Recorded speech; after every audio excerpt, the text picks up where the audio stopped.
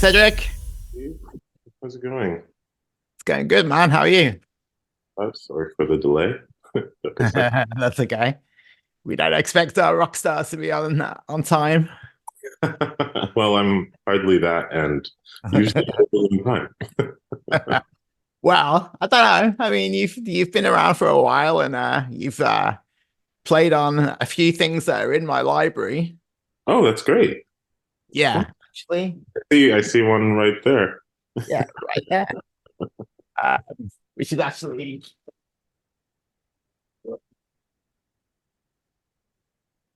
signed. Oh, nice, nice. So yeah, as I was kind of doing a little bit of delving into what you've been up to in the past, I realized I've actually seen you play live. I saw Yeah, you play. I saw you play when you guys opened for Helena de Land a yeah, okay. Yeah, that was. I couple think of that, years ago, maybe. yeah, I think that's maybe the last time I've played with Loren for now, anyways. Yeah. Or no, sorry, that's not true at all. That was a while ago. Yeah, that was like February 2022. Yeah, yeah. Yeah. And I have their Adderley album in my library too, which I love. It's a great album. Yeah, yeah, that feels. I was talking about it with somebody yesterday. That feels like a lifetime ago already, which is so funny. So speaking about lifetimes, Mhm, in the various bios that I read about you before we were going to chat, mhm. one of the things it says is that you were raised around the globe. Yeah, pretty much. What does that mean? I mean, pretty much that in many ways. I mean, it's a long story, but to condense it, I was born in Niger in West Africa, and I'm adopted, and so is my sister. She's originally from Vietnam.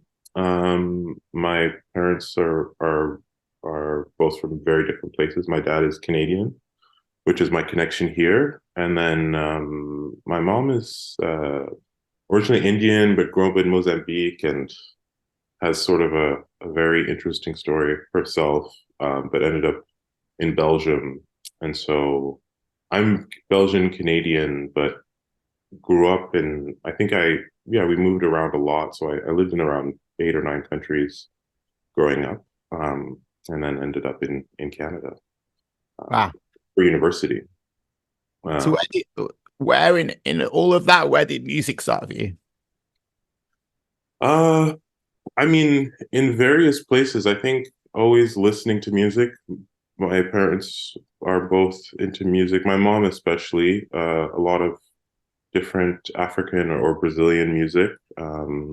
It's my mother's first language is Portuguese. She's from Goa in India originally, which is Portuguese, and then Mozambique is Oh, of wow. course Portuguese as well. So that was a big part. And then a lot of West African music. Um, and then yeah, but then I also took piano lessons a bit when I was a kid, along with my sister, and I was the one who had to quit after 4 months. Like it wasn't for me. But I eventually, at some point, I think I must have been 14 or 15. We were living in the Netherlands at the time, and um, yeah, I felt compelled to write some songs. Even before that, for some reason, yeah, actually, when I think about it, it must have even started earlier when I was like 5 or 6. Um, like I would pretend to be in music videos and stuff like that. So I don't know where exactly it came from. I'm adopted, so maybe there's something biological about it. Yeah. I definitely always felt compelled to do it. And but it wasn't until I moved to Canada and was sort of exposed to like let's say like, yeah, understanding what that everybody could play music. I always thought that music was, if you're a musician, you were, a superstar, and that was kind of it. There were no other ways of doing it, and so sort of being exposed to the fact that everybody could do it, uh, that felt very inspiring to me. So when you were playing along with videos, Mhm. what kind of videos were they? Oh, so I wasn't even. It was like I, for some reason, as a child, had this concept that music videos, like I must have been really young, like 5 or 6, but I had this idea that when you saw a music video, the way that they shot it was that there was like a secret camera crew that like captured uh, an artist performing, and so then I would like sort of be performing, hoping that I would be captured, uh, the wild or whatever. Which is yeah, I don't know why. I haven't thought about that in a long time, and I don't know why I thought that. But it's weird to think about now because yeah, I'm still doing music um, now. But at that point, I was really like a big athlete. So like up from when I was like 5 until I was 21. So it's weird to think that music sort of was always there, and now it's what I do the most in my life, other than my day job or whatever. Yeah. Well, most of us still need a day job. So, when did you start writing songs? In your teens, or? Yeah, yeah, probably like around 15, maybe. I would start. I didn't really play any instruments. I like sort of knew some piano chords, but definitely wrote a lot of lyrics and then performed a bit, at school talent shows or whatever. But then the first year after my first year of university, that's a weird way to phrase it. I borrowed my sister's guitar and then I just started writing songs. And I was sort of just teaching myself how to play guitar. I have a okay ear, so it, yeah, I was just able to sort of find chords and started writing right away. Yeah. School talent shows you were playing your own music that you'd written? No, no, those were covers. I Yeah. was gonna say most people don't dare to like allow themselves to express their emotions in front of a school crowd. Yeah, for sure. It was definitely nerve-wracking. And I mean, I can count like two or three from age like 12 to age 18 that I did that. It was pretty far and few between. It was very like, I was very secretive about it. So, do you remember the first time you played one of your own songs in front of an audience? Yeah, I guess I've never really thought about that. That's so weird. I can think of, That's a big shift. That's an opening up. I guess, yeah. I guess it would have been. Yeah, it must have been at like a university like talent showcase. I had a friend of mine, his name is Megan, and we sort of, I guess that was maybe like the first like band that I had that it was like of our own songs, and it was just the two of us. And she was playing guitar and singing, and I was just singing. And yeah, it felt really fun, honestly. I don't know what, like, I'm not, I think I'm like a confident enough person in life, but have my insecurities like everybody else. But performing on stage generally just feels very comfortable, and kind of always has in a weird way.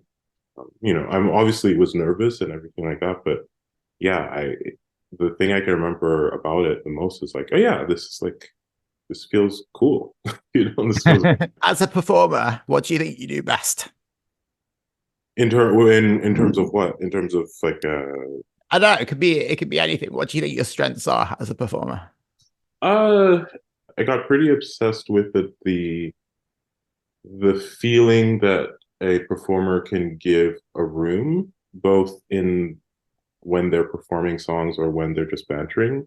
And so sort of like I really do have like a holistic approach to performing as a whole. I really want everybody to feel comfortable and within the show. I remember seeing this songwriter and composer Peter Broderick. I don't know if you're familiar with him at all.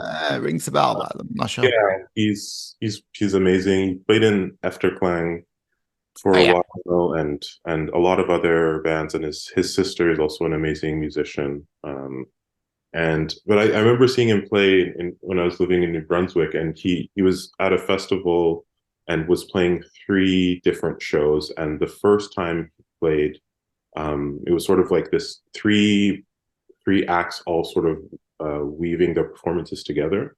And I remember seeing somebody standing right in front of me and sort of recognizing them, but not really being able to place them. And then at some point, he just walked onto the stage and was singing, and then perfectly in key, just started playing the piano, and it was just such like a seamless transition. And at that point, I'd never really thought of just like bringing your whole self onto the stage in the same way. I always thought that you had to kind of like shift your energy a lot and be this whole different person. And he just seemed like sort of like a slightly heightened version of himself on stage. And it really like, I don't know, it just seemed like he was at home on when performing. And yeah, it really like that really like shifted the way that I thought about performing. And so a lot of the time I joke that, you know, when you're on stage, it's nice to maybe think of the stage as like your couch or something, or your living room. And then maybe, you know, you're hosting people, you're inviting them into your house, or however you might take that. Yeah. Yeah. Nice. I like that. It's a good vibe. You've collaborated a lot over the years, and you still do. Why is that important to you to keep collaborating with people? I mean, other than that it's fun. I think I mean, for me, music is very tied to community, and all of my basically all of my biggest friendships and the best friendships have come out of music. So it just seems to make sense to then want to connect with people on a musical level as well and see what is possible. But I just love having other people's personalities in my music. And when I ask somebody to do something or to contribute, generally, obviously they're very talented and they have their own thing going on, but I just generally just want their personality in my music. And a lot of it's either I'll have some notes for somebody, or I'll say, you know, do what you do kind of thing. Or we'll work together in a room as well. But yeah, I just want their energy in the music, because they're often part of my life, or they're somebody that I look up to and think could add something great to the mix. Do you have any dream people on your wish list that you would like to collaborate with? Yeah, always. Yeah. I've had a few dream people or a lot of dream people over the years, which is wonderful. Um, I'm always surprised when people A, answer, and then B, say yes. Yeah, I guess it's big for me because I have like no connection with them, but I don't know how, uh, I don't know if they're huge or not, but they're huge in my life. There's this Irish songwriter and poet, I guess is maybe how she describes herself, called Sinead O'Brien, that I got really huge into. Are you Yeah. music? Yeah, I'm aware of her. She's got a really kind of quirky style. Like there's nobody that really sounds like her. There's just something about her vibe that is really interesting to me, and I would love to incorporate into something in the future. Like I'm thinking of a next album at some point, and yeah, there's a lot more. Yeah, I would love to have like some spoken word, or yeah, whatever her energy is, I would love to Yeah. have it in there, but we'll see. I'm a huge Fleet Foxes fan, especially the third record, Crack Up, was like a big is a big album in my life, and I think Robin is an amazing songwriter and producer and arranger, and that'd be really cool. As well as the person who mixed the last Fleet Foxes record, Beatrice Artola. She's an amazing engineer and mixer. Yeah, there's a long list, and it's often, yeah, it's like not just of musicians, it's of recording engineers or composers or arrangers, or you know. Collaborators. We're back to collaborating again. Yeah, anything, and I'm always into trying something sort of unrecommended. I find that very exciting, so we'll see. Yeah. Yeah. Cool. Well, you talked about a new album in the future at some point, but before that, we have the new single, which is Yeah. Session, which comes out on the 19th of January. Now, you've said that this is a bit of a shift in sound. I would Yeah. agree after hearing it. Why do you think it's a shift in sound, and what made you want to do something a bit different? A few reasons. I mean, it's funny because I wrote a bunch of songs, or a bunch of songs in sort of two batches, and Sessions is part of the first batch, which I realized I wrote probably like 2016, maybe. Um, and yeah, I kind of had scrapped it and then brought it. I don't know. I found it again and I liked it, and I was like, I don't understand why I never used this song before. I think it's a shift in sound because for a while, I think I just wanted to write heavier and more expensive music. And there came a point where I feel like, especially with the last record that I released, but in chronological order, was made like much earlier. Um, yeah, it just felt like that was like mission complete for me. Like I don't think it's a perfect record or anything. I think it's a nice record and I'm proud of it, but it just felt like, okay, like I've done that thing that I've been trying to do for the last maybe 7 or 8 years. And I can move on to other things basically. And yeah, and especially in the arrangement of the song, I felt the fact that, I'm now in my 30s and I really feel that through the arrangement of the song, especially. Yeah. I'm just like I'm thinking of music in different ways, and my tastes have expanded into liking different tones and different ways of mixing songs, different ways of incorporating instruments. So yeah, it just felt like I had to maybe be a bit intentional about it too, instead of just kind of let the flow happen. You said this is a song from 2016 that you kind of rediscovered. Did it change much after you rediscovered it? The song itself, Yeah. yeah, I mean, I have to go back and listen to the original demo. I think the lyrics are almost basically the same. I I think the big thing that changed is that it now has some weight to it or a vibe to it. I think it didn't really have anything other than the chords and the melody, but didn't have. I don't think I understood what the song was trying to tell me. And now that I think I have a pretty good understanding of what the song is trying to say. Um, I'm able to sort of perform it. I've been performing it a lot in the last year or two, and also the recording. I feel like I'm able to sort of uh, let let the emotion of the song out in a more concise way than sort of like trying to find what it's trying to say every day. Okay. So who helped you bring this to life? What are the musicians on the song? Yeah, some wonderful people. Lisa Conway Bueller added some harmonies, some very low harmonies, which I'm happy. I always love when somebody is singing maybe a little bit outside of their range. I think it can produce some cool things, and that very much did. And then she recorded that from her home in Guelph, although she now lives here. And then my good friend Tim Crabtree, who's my oldest music friend, basically. I played my first ever CEDRIC NOEL show with him many years ago.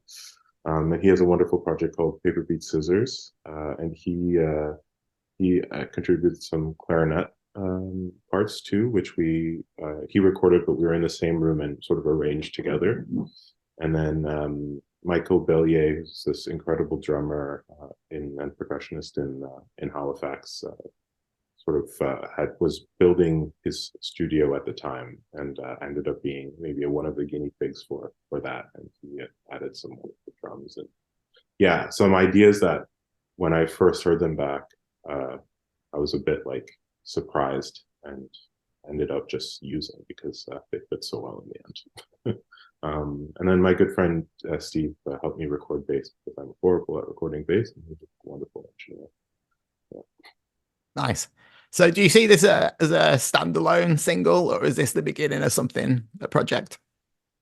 We'll see. I'm not sure, but I think it's funny because I didn't think too much of this song. I liked it, but I didn't think too much of it. And then every time I performed it, people would point that song out, and it's a very understated song, so I was just always surprised by it. So it feels like yeah, it felt like an appropriate song to just share as a standalone. Um, because I think, yeah, there's something about the song that's maybe a bit ineffable in its quality, and it's also it's been a while since I've mixed anything myself, and Steve was who recorded the bass track was very encouraging about me mixing that song um, myself, and yeah, I'm just like happy that I was able to figure it out in sort of Okay. a competent way. Yeah, yeah, Yeah. So you seem like a very integral part of the Montreal music scene now. Um, yeah. any other Montreal artists that you think people should be paying attention to? For sure, for sure. I mean, I think anytime you bump into me and you ask me about music, I will tell you about Tanya Iyer. I think she's Tanya Iyer and her band as well. But I think they're just such an incredible. It's such an incredible project. And every time I see them play, I'm sort of I'm dumbfounded as to how good they are. And I've seen them a lot, so it takes a lot to be dumbfounded every time, or and so sort of so shocked as to how good people can be. And they're working on a new project, and I'm excited for people to hear that. Another good friend, Corey Gulkin, who put out an album sometime this past year. I want to say, yeah, this past year in the fall. Really like a very ambitious project and a huge shift in sound for them. And it's one of my favorite records that I've heard in a long, long, long time. Yeah. And then sort of in conjunction with Tanya, my good friend Pompey, who's an incredible songwriter. And I'm a bit biased because I play in his band as well, but yeah, very like intimate songwriting. If that's your vibe, I would go that. Nice. So beyond Montreal, what have you been listening to recently? Any albums you've been excited about? Yeah, tons. I'm trying to think now. There's this Jana Horn album that has made its way to me finally that I love, and every time I've put it on for anybody, in the course of just like talking, and it'll come on, and everybody will always just ask me about it. It's a very bizarre singer-songwriter record in the best way, and I find it amazing that so many people love it, and there is just something about it that draws you in, even in its sort of like idiosyncrasy. And then there's an album by this. I am very into like I'm exploring the Irish music scene, and there's just so much cool stuff. And there's a songwriter called Rachel Leffel that I came into knowing about, and it's sort of like darker synth music, maybe. I don't know how to describe it. Maybe if like Aldous Harding was making electronic music. Okay. But she's has this incredible voice, but is also talking, and also has sort of like AI voice at points. It's really, really cool and interesting, and I'm sure that more people will like start to hear about it. I mean, I'm obsessed with like a Luke Temple song at the moment that he put out a little while ago called "Stand Up Charlie." Um, I don't know if you are familiar with the band Here We Go Magic. They were Yeah, I know the name. I'm not like super familiar with them. Yeah, well, yeah, I mean, I guess he's like uh, maybe producing a lot these days. Like he produced the first Adrian Lenker record. I think a lot Nice. of people would know that album. But yeah, he's an incredible songwriter, and the latest single, it's a beautiful guitar playing and instrumental, but he's like singing through autotune the whole way through, and it's really beautiful, and I keep coming back to it. Yeah. So your year starts with the single coming Mhm. out the 19th. And then what's the rest of the year looking like for you? Anything planned? Not at the moment. I mean, I would love to. I'm applying for some festivals and seeing what's up with that. Last year, I sort of made a conscious decision to not play that many shows, which was really great, or that many shows of my own, anyways. And that felt really wonderful. And then the shows that I did end up playing were amazing. Um, And so, yeah, this year I think I might dip my toe a little bit more into playing more than 4 or 5 shows in a year.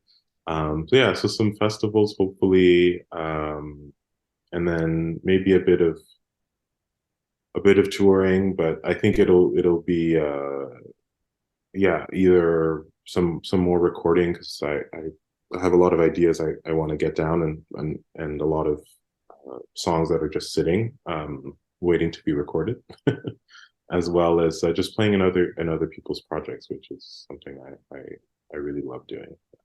Yeah, cool. Well, just keep on keeping on. Yeah. Well, I wish you all the best with it. It's a great song, this new one. Excited for people to hear it. And yeah, thank you for talking to me. Thanks so much for making the time, and yeah, I really appreciate it. Really nice to see you. And hopefully I'll see you in a room somewhere in Montreal at some point again. Just come tap on my shoulder. I will. Tossing down the way I frown, the light is the same from my point of view, and I'm losing touch with the way I was, but feel more like the way I'm